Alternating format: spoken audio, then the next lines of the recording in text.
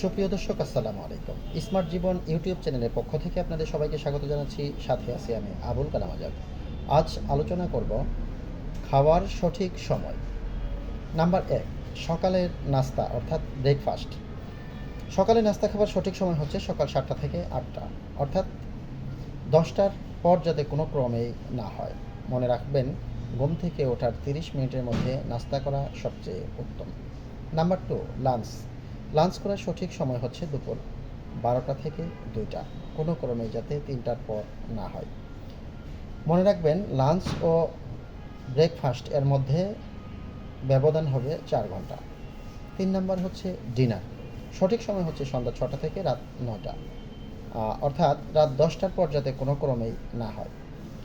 মনে রাখতে হবে যে ঘুমাতে যাওয়ার কমপক্ষে ২ ঘন্টা আগে আগে ডিনার করা সবচেয়ে উত্তম। আসুন খাদ্যাভ্যাস চেঞ্জ করি, নিজেকে সুস্থ রাখি। খোদা হাফেজ। আসসালামু আলাইকুম ওয়া রাহমাতুল্লাহি ওয়া বারাকাতুহু।